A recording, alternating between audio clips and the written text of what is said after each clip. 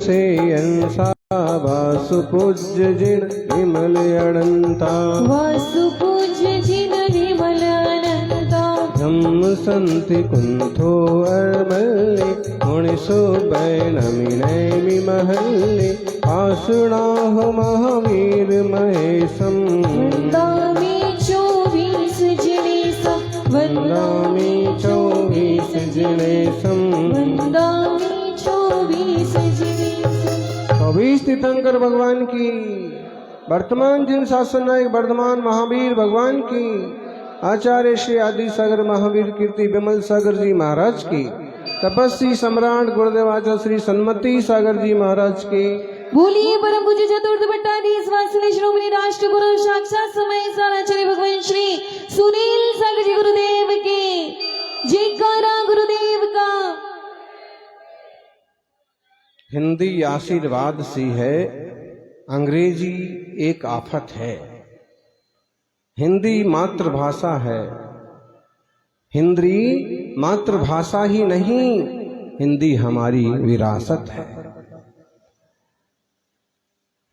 बिछड़ जाएंगे अपने हमसे अगर अंग्रेजी टिक जाएगी, मिट जाएगा वजूद हमारा अगर हिंदी मिट जाएगी। हिंदी हृदय की भाषा है, जिसकी वजह से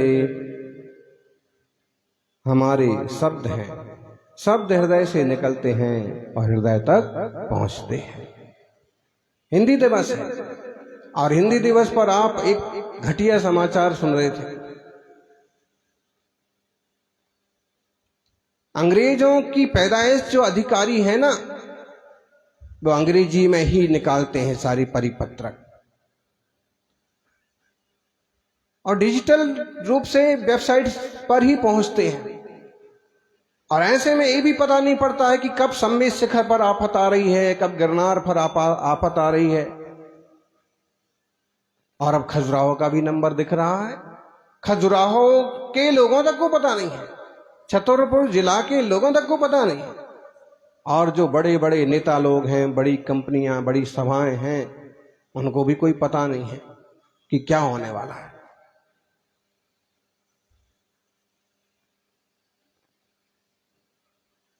कल्चरल मिनिस्ट्री ने उसके अंतर्गत जो व्यवस्था है, नेशनल मॉन्यूमेंट अथॉरिटी, और खजुराहो के जो 3 प्रसिद्ध प्राचीन दिगंबर जैन मंदिर हैं, उनका भी अधिग्रहण करने की बात कही है। मतलब वो भी सरकार के अधिकार में होंगे और अपनी मन मर्जी से उन्हें जो करना होगा वो करेंगे, ना करना होगा ना करेंगे।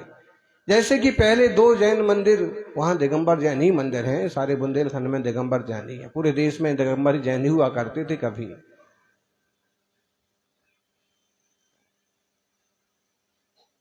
और उन्हें भी अधिकृत कर लिया जा रहा है। उसमें से 2 मंदिर पहले से जो अधिग्रहण किए हुए हैं, उनका क्या हाल है कि उनकी बरसों से पुताई भी नहीं हुई है, झाड़ू भी ठीक से नहीं लगती है, कहां से जीर्ण हो रहे हैं वो भी कोई नहीं पूछता है, लाइट की भी व्यवस्था नहीं है, जो भी है।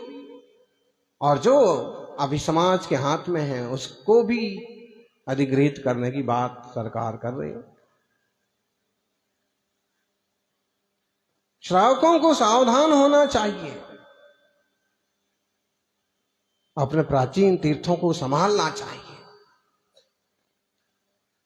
खजुराहो का प्राचीन पार्श्वनाथ मंदिर, आदिनाथ मंदिर और शांतिनाथ मंदिर अद्भुत शिल्प कला के उदाहरण है। मुझे लगता है कि दूसरे मंदिर देखने के लिए जितने विदेशी पर्यटक नहीं जाते हैं, उससे ज्यादा जैन मंदिर श्रृंखला को देखने के लिए जाते हैं। वहां भी बड़ी अच्छी पच्चीकारी है, पुराना शिल्प है। चंदेल वंशी जैन राजाओं ने भी वहां बहुत सारे निर्माण कराए।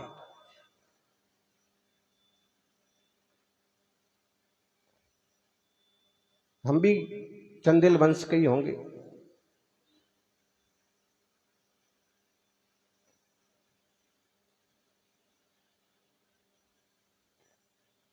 एक सम्राट यशोवर्मन हुए हैं, जिन्हें बाद में मुनि बनने पर गोल्लाचार्य नाम प्राप्त हुआ। हमारे पुरखों की पीढ़ी शायद वहां से चली आई। तो बुंदेलखंड में खजुराहो की अपनी एक बहुत बड़ी विरासत है, और भी बड़े सुंदर और प्राचीन तीर्थ हैं।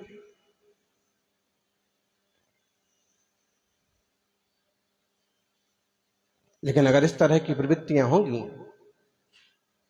कभी हमारे भाई ही हड़पेंगे, कभी सरकार हड़पेगी, कभी अन्य संप्रदाय वाले हड़पेंगे, तो क्या हाथ लगेगा, क्या बचेगा? सुरक्षा करिए, सावधान हो जाइए, जगाइए वहां के लोगों को कि क्या आपत्ति आने वाली है। शिखर जी पर जब सारी समस्याएं खड़ी हो गई, तब किसी ने वो कागज देखे कि ऐसा हुआ है, फिर आंदोलन हुआ, क्योंकि फिर भी एक तरह की विजय प्राप्त हुई। लेकिन आपत्ति आने के पहले ही क्यों नहीं जानते हैं, आभास क्यों नहीं होता है कि हमारे घर पर, हमारे समाज पर, हमारे तीर्थ पर इस तरह के उपद्रव हो रहे हैं, हो सकते हैं। वो पत्रिका का, कल्याण पत्रिका, पर्यूषण विशेषांक, भूषण शाह का उल्लेख, वो भी तो एक बड़ा उपद्रव है। कल के दिन कोर्ट में एविडेंस बना करके वो तमाशे खड़ा कर सकते। इसलिए जो है, समय सार को जानने के पहले व्यवहार को भी जान लो।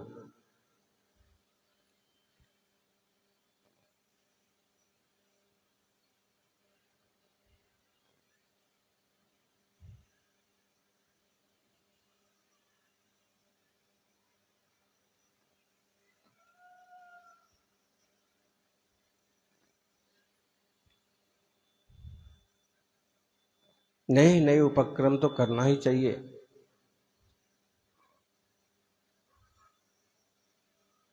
पुरानी विरासत का भी ध्यान रखना चाहिए। आज हिंदी दिवस है। प्राकृत भाषा से अभ्रंश भाषा आई, अभ्रंश भाषा से हिंदी भाषा पैदा हुई, प्राचीन भाषा है। गूंजी हिंदी विश्व में, स्वप्न हुआ साकार, राष्ट्र संघ के मंच से हिंदी का जयकार।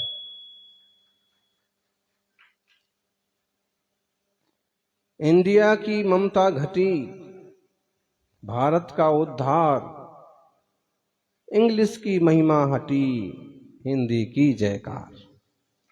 लेकिन हिंदी की जयकार तो तब हो जब हिंदी दिवस भी हिंदी में ही मनाया जाए। सरकारी बोर्ड्स भी इंग्लिश में ही छपते, बड़े अधिकारी टाइप के लोग होते हैं, इंग्लिश में बोलते हैं।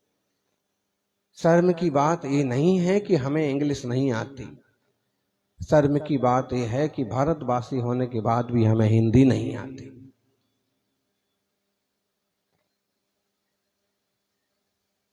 एक सच्चाई है, देश पर कब्जा हो गया, विदेशी लोगों ने कब्जा कर लिया। एक छोटी लड़की थी, उसको भी बंदी बना लिया, लेकिन उसकी अच्छाइयां, उसकी कला से प्रभावित होकर के राजा ने कहा कि तुम्हें क्या चाहिए। उसने कहा कि मांगूंगी तो दोगे। तो राजा ने कहा कि तुम्हारे देश को छोड़ करके जो मांगो सो दे सके। तो लड़की ने कहा कि आप, हमारी जो भाषा है हिब्रू भाषा, हमें हमारी भाषा बोलने की छूट दीजिए, बस, और कुछ नहीं मांगते।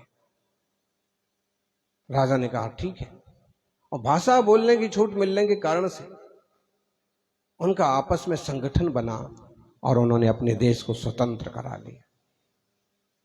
जहां की जो भाषा होती है वो बहुत महत्वपूर्ण होती है, लोगों के मन पर राज करती है। हमारे देश की भाषा हिंदी है।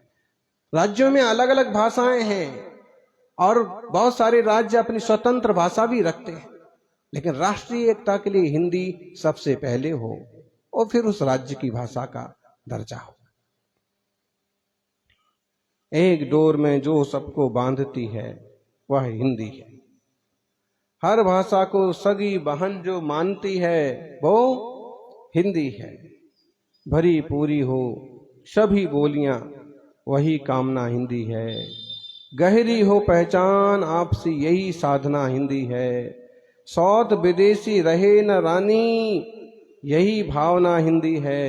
तत्सम तद्भव देशी विदेशी सब रंगों को अपनाती, जैसे आप बोलना चाहो उसी बोल में ढल जाती। हिंदी प्राचीनता से आई हुई है। आज भी ढेर सारे शब्द ऐसे हैं जो प्राकृत भाषा की हिंदी में मिक्स है। अंग्रेज लोग भी बोलते हैं। चिल्ड्रन शब्द कहां से आया हुआ है? फादर शब्द कहां से आया? मदर शब्द कहां से आया हुआ है? मदर मतलब प्राकृत में आज भी मादर शब्द का प्रयोग होता है। मादा, मादर।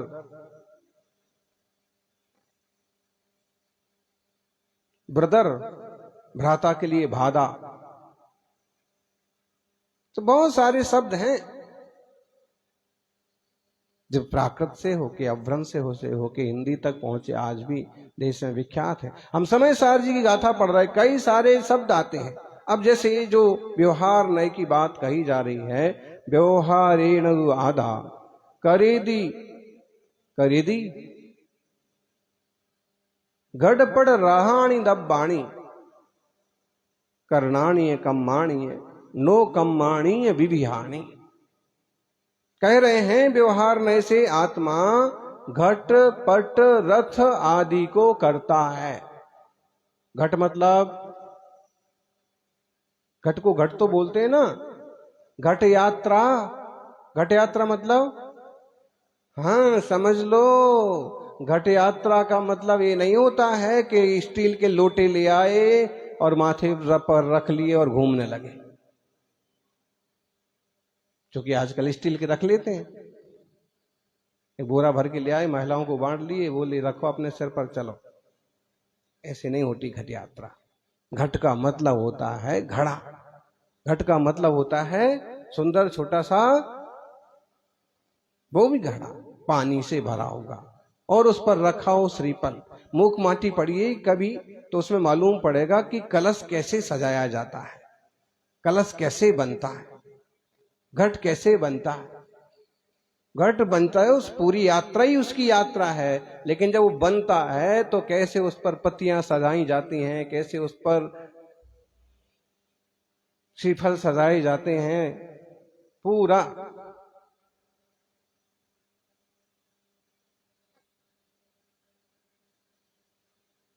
बाहुबली के अभिषेक जैसा सज जाता है कलश। घट ये शब्द जो है ना, ये प्राचीन शब्द है। पट, पट मतलब कपड़ा। रथ, रथ, रथ मतलब जिसमें घोड़े जोते जाते हैं। तो बोले व्यवहार नय कहता है घट पट रथ या और चीजों का कर्ता कौन है? आत्मा है। कर्म का कर्ता, नो कर्म का कर्ता आत्मा है। यानी व्यवहार से आत्मा घट पट रथ सोना चांदी हीरा मोती आदि सब चीज का कर्ता है। इंद्रियों का कर्ता है, शरीर आदि नो कर्म का करता है। ये सारी बातें जो व्यवहार आसक्त बुद्धि वाले हैं या व्यवहार नय की बात कहने वाले हैं, वो कहते हैं कि इन सब का कर्ता आत्मा है।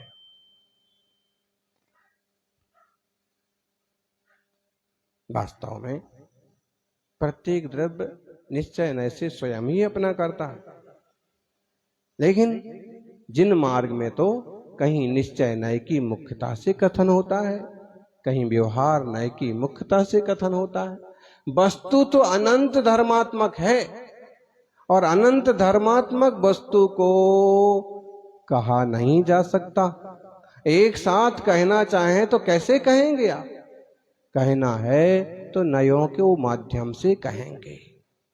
वस्तु का यदि कथन हो सकता है तो स्यादवाद के माध्यम से ही हो सकता है।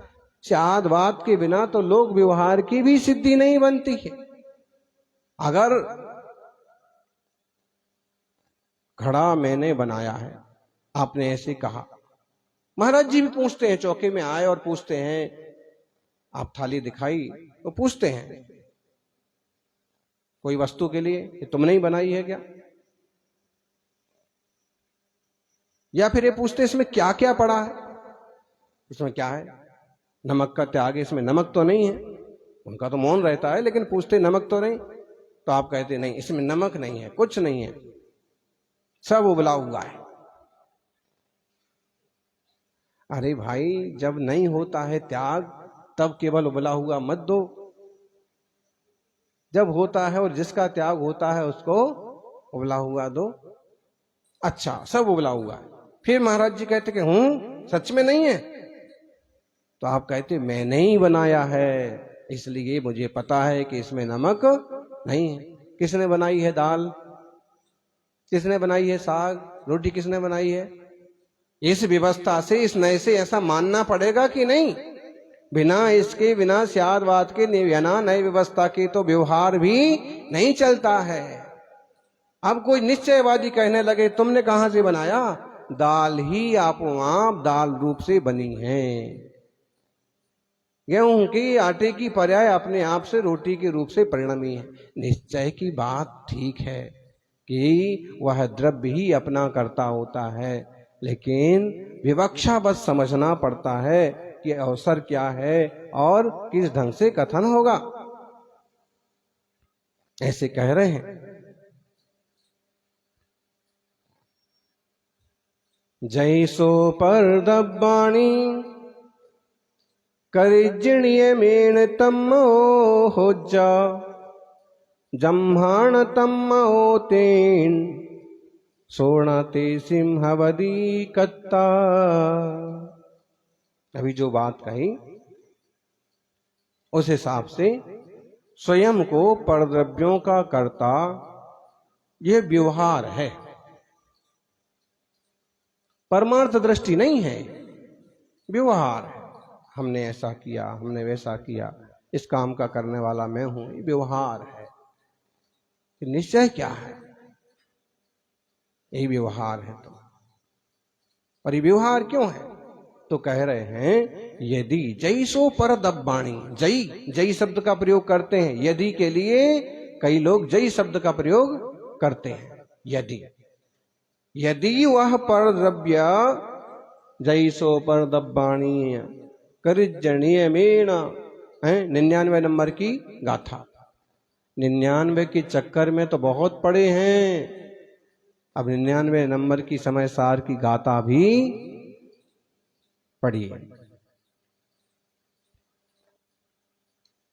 99 जैसो पर दब्बाणिया करिजणीय मेण तम हो जा जम्हाण तम तेन सोणते सिंहवदी कत्ता। कह रहे हैं, यदि आत्मा पर द्रव्यों को करे तो यह आत्मा नियम से उन पर द्रव्यों से तन्मय हो जाए, परंतु तन्मय होता नहीं, इसलिए वह उनका करता नहीं। निश्चय नए व्याप्य व्यापक भाव से ही कर्तापना मानता है। मतलब मिट्टी से घड़ा बनता है, मिट्टी व्यापक है, घड़ा व्याप्य है। मिट्टी घड़े रूप परिणमी है, कुम्हार घड़े रूप नहीं परिणमा है। मां रोटी बनाई है, व्यवहार में ऐसे ऐसे कहा जाता है कि मां ने रोटी बनाई है। रोटी रूप से कौन परिणमा है? आटा रोटी रूप से परिणमा है, मां रोटी नहीं बन गई है। इस तरह से विचार करते हैं तो व्यवहार नए परमार्थ की दृष्टि से व्यवहार है।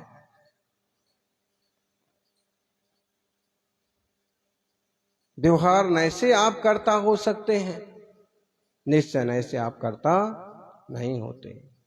बैठ जाइए सब जापान वाले, अपने देश में आकर के एकदम चेहरे खिल गए।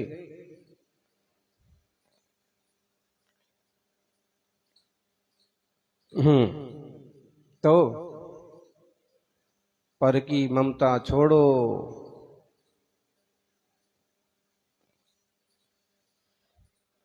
निज से नाता जोड़ो। मैं पर का करता हूं, पर मेरे करता है, इस तरह की बुद्धि से काम नहीं होता है। सौभाग्यशालियों, परमार्थ जो कहता है वही सत्यार्थ होने से वास्तव में पर द्रव्य का कर्तापना अज्ञान ही है।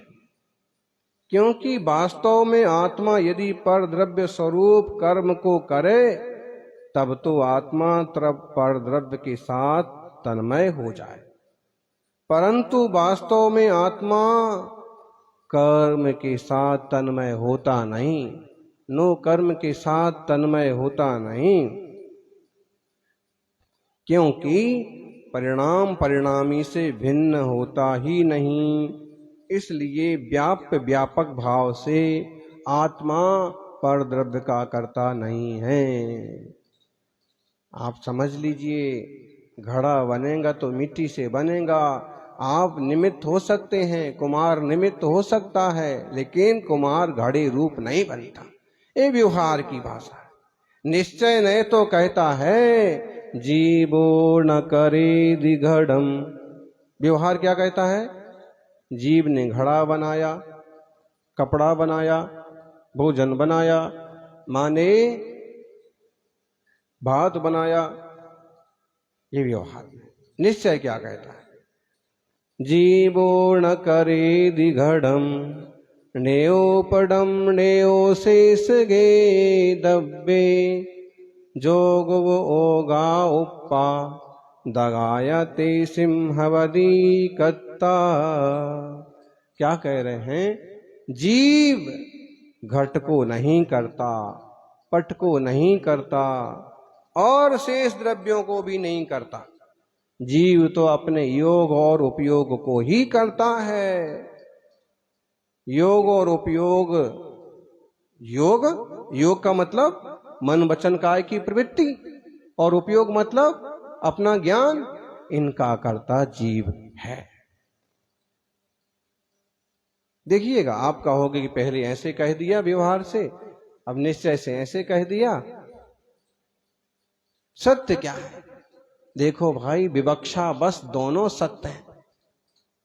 वस्तु अनंत धर्मात्मक है।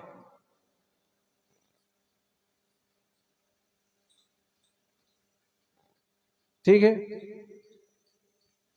अनंत धर्मों को एक साथ कहा नहीं जा सकता। अभी हमने उनको कहा जापान वाले, तो क्या इनका जन्म जापान में हुआ है? नहीं, जन्म तो जयपुर में हुआ है,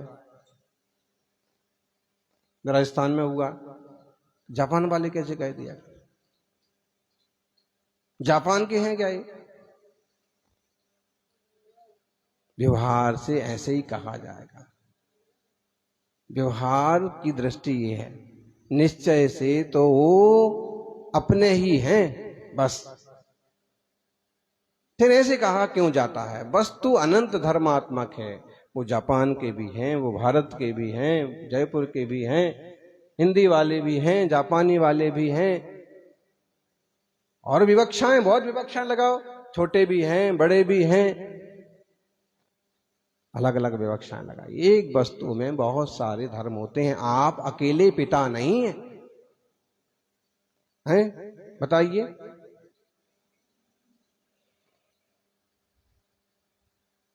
प्रधान जी, आप अकेले पिता हैं कि कुछ और भी है? बहुत कुछ है। अपने पिता की अपेक्षा बेटे हैं, अपने बेटे की अपेक्षा पिता हैं, भाई की अपेक्षा भाई हैं, भतीजों की अपेक्षा काका हैं, और कितने सारे रिश्ते। हमारे यहाँ तो रिश्तों में भी है नंदोई का नंदोई, और फिर मामा का मामा, और ममिया ससुर, और फुफेरा ससुर, और पता नहीं, वही हिसाब लगाएंगे। रिश्ते तो पूरी जाति में ही रिश्ते निकल आएंगे। इतने रिश्ते चलते हैं।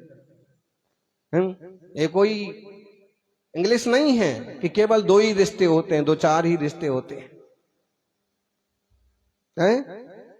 आंटा आंटी बस 2 में ही सबको निपटा दिया। और यहां तो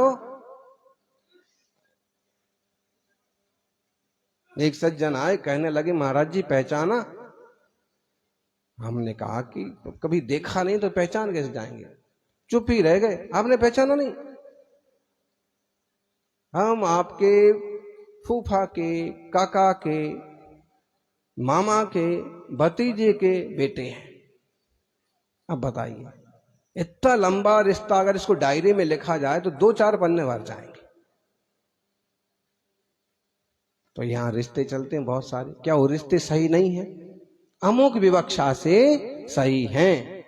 एक वस्तु, एक व्यक्ति अनंत गुणों, अनंत धर्म, अनंत रिश्तों को लिए हुए है।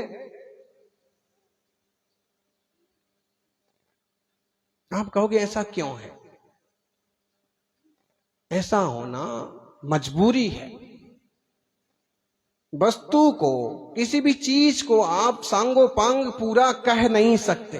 अगर उसको किसी ढंग से कहना है तो नए विवक्षा से, स्यादवाद से कहेंगे। ये सिंहासन है, ठीक है सिंहासन है। कोई कहेगा ये सिंहासन है, ये तो लकड़ी है।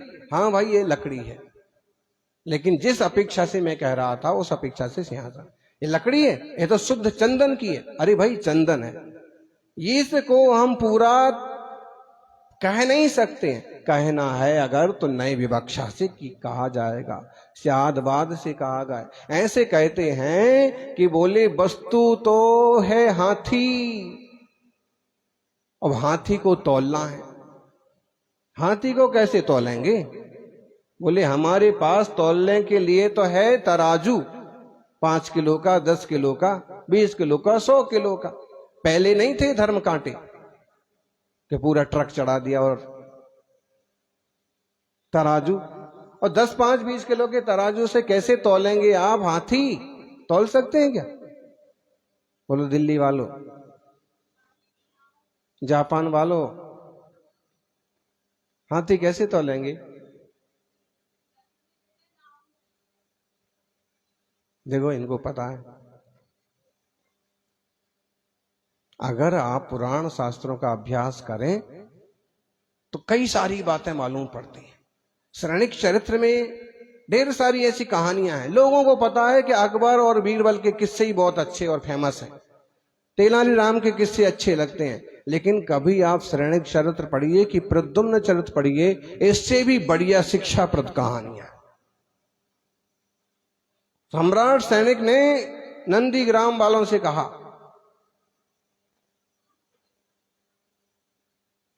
कि अगर तुम्हें इस तरह के दंड से बचना है, मार से बचना है, तो हाथी तौल करके लाओ। सब सोच में पड़ गए कि हाथी कैसे तोला जाएगा? अरे 150 किलो की कोई चीज हो तो तौल ली जाए, फिर कैसे तौला हाथी? अभय कुमार उनमें शामिल थे। उन सबों ने अभय कुमार से कहा, जो राजा शरणिक के पुत्र थे लेकिन अभी उनसे दूर थे। पूरा चरित्र पढ़िए, मालूम पड़ेगा। क्या गजब की कथा है। अभय कुमार के पास पहुंचे कि अब तो मरेंगे, हाथी तो तौल सकते नहीं हैं और दंड मिलेगा। उन्होंने कहा कैसे नहीं तौल सकते? अरे कैसे तौल सकते हैं ये बताओ आप तो।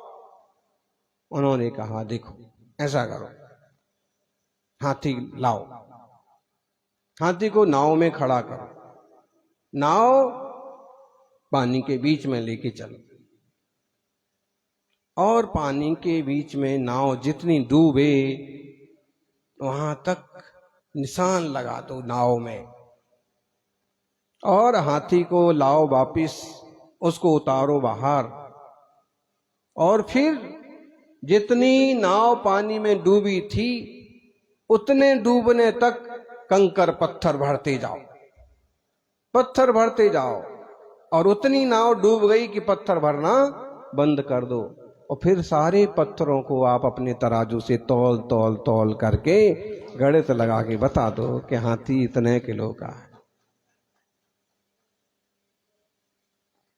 वो नई व्यवस्था है कि पूरी वस्तु को हम एक साथ नहीं तौल सकते, नहीं कह सकते हैं, नयों से कहते हैं, नए के माध्यम से कहना पड़ता है। बहुत अच्छे हैं, किसी की अपेक्षा अच्छे हैं, किसी की अपेक्षा बुरे भी हो सकते हैं। सौभाग्यशाली हो। इसलिए 100 नंबर की जो गाथा है, 100, कौन सा नंबर है? 100 नंबर घुमाइए, क्या हो जाएगा? पुलिस आ जाएगी। बिल्कुल, इस 100 नंबर को घुमाइए आप तो पुलिस आ जाएगी। निश्चय नए की बात है, और व्यवहार के सारे चोरों को पुलिस पकड़ के ले जाएगी। भाई जो भ्रम पड़े हुए हैं, जो पर का अपना मानने की बुद्धि है, वो सब टूट जाएगी और सत्य को सत्य मानने की ही क्षमता पैदा होगी। जीवो न करे दिघड़म न्योपडम न्यो शेष गे दब्बे जोगो ओगा उपा दगायते सिंहवदी कत्ता। जीवो ना करे दिघड़म, जीव घट का करता नहीं है। न्योपडम, पट का करता भी। घटपट तो समझ में आता ना, बोले महाराज जी खटपट समझ में आता है। कुछ तो खटपट हो गई है उनकी आपस में। खटपट मतलब झगड़ा। बागड़ वालों को बहुत जल्दी मालूम पड़ता है, खटपट होती है। दिल्ली में खटपट नहीं होती, यहां कुछ और बोलते हैं क्या? खटपट ही बोलते हैं। खटपट करते भी हैं और खटपट बोलते भी हैं। जैसे खटपट शब्द है ना, खटपट का मतलब क्या हुआ? एक तरह की आवाज, एक तरह का शोर, और उसका मतलब हो गया कि दूरियां बढ़ गई। और घटपट का मतलब क्या होता है? घट और पट दोनों को एक साथ रखा है। जहां घट है वहां पट भी होना चाहिए। अर्थ समझ में आ रहा? भावार्थ। घट के साथ पट भी होना चाहिए। घट माने घड़ा है तो पट माने कपड़ा भी होना चाहिए। मतलब है कि इंसान को छान करके ही पानी का उपयोग करना चाहिए। मुझे लगता है कि शास्त्रों में फिजूल का कुछ भी नहीं है। घट और पट उदाहरण में लिया है तो उसका आशय है कि घड़ा तो पानी के काम आएगा, कपड़ा शरीर की सुरक्षा के काम आएगा, और पानी भी पीना है तो कपड़े से छान के पी। सज्जनों, जीवो न करे दिघटम नेव पडम नेव शेष गे दब्बे जोगो गाओ पा दगाया तेसे महाबदी कत्ता। जीव घट का करता नहीं है, पट का करता नहीं है, तो कौन है इसका करता? किसने बनाया? बोलेंगे घट तो मिट्टी ने बनाया, पट माने कपड़ा तंतुओं ने बनाया, कुम्हार ने कुछ नहीं किया। भाई कुम्हार तो योग और उपयोग का करता है। एक द्रव्य अगर दूसरे द्रव्य का सर्वथा करता हो जाए, निश्चय से भी करता हो जाए, तो फिर भिन्न द्रव्यों की व्यवस्था ही ना बचेगी, भिन्नता ही ना होगी। निमित्त करता है। उपादान से तो मिट्टी ही घड़े रूप परिणमित होती है। मां रोटी बनाती है। निमित्त उपादान की चर्चा भी खूब चला करती है विद्वानों के बीच में। कारण दो तरह के, निमित्त रूप कारण और उपादान रूप कारण। जो मिट्टी है वो उपादान रूप कारण है, और जो कुम्हार है वो निमित्त रूप कारण है। निमित्त की विवक्षा से कर्ता कहेंगे तो व्यवहार से कुम्हार करता है, कुंभकार। और अगर उपादान की अपेक्षा से कहेंगे तो निश्चय से मिट्टी ही घड़े की करता है। पूज्यपाद स्वामी ने एक बात लिखी है,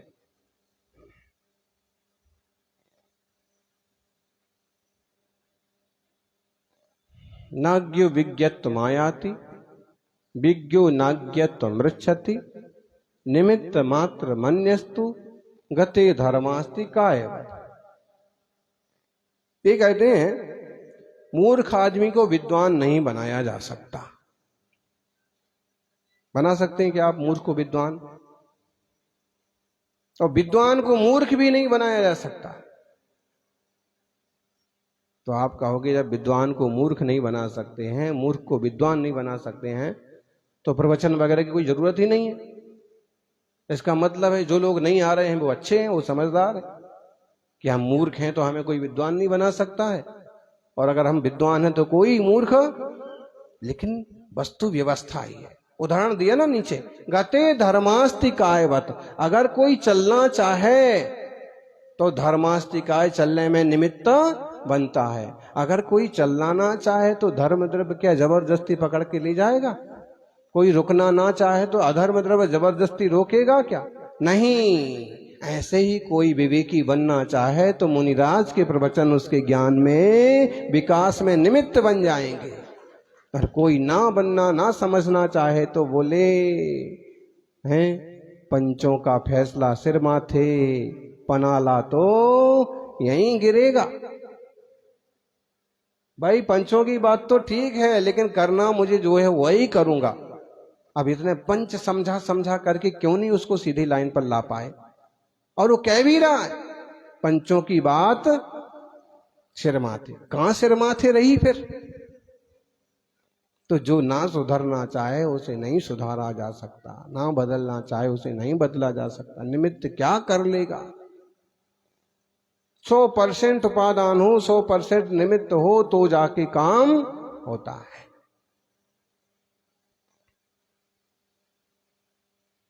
सज्जनों, यह मंगलमय समय सार जैसा शास्त्र और 100 नंबर का यह क्रम 100वीं गाथा कहती है कि कर्तृत्व का अहंकार छोड़िए। मैंने घर बनाया। महाराज जी दिन रात खून पसीना बहा करके मैंने घर बनाया। अब आपसे कोई पूछने लग जाए, महाराज जी पूछने लग जाए कि घर में आपने क्या बनाया? क्या आपने सलिए बनाए? आप कहोगे कोई प्रश्न हुआ? सलिए तो मैं बाहर से लाया। तो क्या आपने ईंटें बनाई? ईंटें भी खरीद के लाया। तो क्या आपने रेत बनाई? नहीं। सीमेंट बनाया? ये भी नहीं बनाया। क्या बनाया? दीवारें बनाई? दीवारें भी नहीं बनाई। लेंटर डाला? वो सब नौकर चाकर मजदूर वगैरह काम कर रहे थे। तो तुम कह रहे हो मैंने घर बनाया, तो तुमने क्या बनाया बताइए? अच्छा, ये सारी चीजें भी कदाचित ईंटें भी तुमने बनाई हो, तो ईंटों में लगने वाला द्रव्य तुमने बनाया क्या? वो द्रव्य था, वो ईंट रूप से परिणमित हुआ, वो सलीय रूप से बना किसी भी तरह से वो, लेकिन वो सब द्रव्य पुद्गल रूप ही थे ना, अभी भी पुद्गल रूप है। बस इस आप कहोगे नहीं नहीं, अगर आप मैंने नहीं बनाया, चलो एक कारीगर ने बनाया, लेकिन बनवाया तो मैंने ना। भाई कारीगर ने भी क्या बनाया? वो सारी चीजें थीं तो उसने इधर से उठा के इधर रखी, इधर से उठा के इधर रखी, इसको इधर खड़ा किया, उसको उधर खड़ा किया। उसने भी तो जोड़ तोड़ ही किया। उसने भी क्या बनाया? वास्तव में उस सब का कर्ता, उस घर का कर्ता कौन है? पुद्गल द्रव्य उस घर का कर्ता है। फिर मैं क्या करने वाला हूं? यही तो बता रहे हैं कि तुम कुछ करने वाले नहीं हो। तुम तो खड़े खड़े देखा करते थे कि कैसा बन रहा है, क्या बन रहा है, और उसमें राग करते थे। सच में देखा जाए तो तुम केवल ज्ञाता दृष्टा हो, करता धरता तो जबरदस्ती अपना रोल दिखाना चाहते हैं कि मैंने भी कुछ किया। कई बार ऐसा होता है ना कि कोई टीम कोई काम कर डाले और फिर एक आध दो लोग ऐसे होते हैं कि जब फोटो खींचती है तो बीच में ही फोटो में टपक आते हैं। हाँ, सारे लड़के हमारे, मेरे तो लड़के हैं, सारे मेरी कॉलोनी के हैं। खुद भी श्रेय लेने के लिए सबसे आगे आ गए। तो समझना ये श्रेय ले रहे हैं ना, वास्तव में ज्ञान स्वभाव से समझें तो हम ज्ञाता दृष्टा हैं, कर्ता धर्ता नहीं हैं। हम इस कर्तृत्व बुद्धि को छोड़ें, कर्तव्य बुद्धि से चलें तो मंगल होगा, उपकार होगा, जीवन में शांति आएगी। निश्चित रूप से अच्छे काम करिए, करते ही जाइए। अभी एक सूचना हमारे पास है कि चित्री में भरत मणिभद्र परिवार ने सन्मति अन्नपूर्णा भोजनशाला बनवाई। मुख्यमंत्री अशोक गहलोत ने 10 सितंबर को अभी उसका उद्घाटन किया। अस्पताल के मरीजों के लिए और गांव के गरीब लोगों के लिए भोजन की व्यवस्था हो गई। अब आप सबने अनुमोदना कर दी। अब इसको भी आप समझ लें, ये शुभोपयोग का काम है, परोपकार का काम है। एक तरह से देखा जाए तो एक इंसान दूसरे का सहयोग करे, एक कर्तव्य बनता है। कर्तव्य को कर्तव्य की दृष्टि से ही करना चाहिए, कर्तृत्व की दृष्टि से नहीं करना चाहिए। चाहे वो समाज संबंधी हो, चाहे घर संबंधी हो, और चाहे देह संबंधी क्यों ना हो। मैं करता नहीं हूं, मैं ज्यादा से ज्यादा कर्तव्य, और मैं ज्ञाता दृष्टा हूं। ज्ञाता दृष्टा स्वभाव की दृष्टि बनाएं और सम्यक पुरुषार्थ करें, जीवन को सहज शांत और मंगलमय बनाएं। कर्तृत्व का भार लेकर के चलेंगे तो परेशान रहेंगे, और थोड़ी सी उदासीनता अपनाएंगे तो आनंदमय बन जाएंगे। जय बोलिए अनंत अनंत सिद्ध परमेष्ठी भगवान की। बोलिए परम पूज्य चतुर्थ पट्टाधीश वात्सल्य शिरोमणि आचार्य भगवान श्री सुनील सागर जी गुरुदेव की।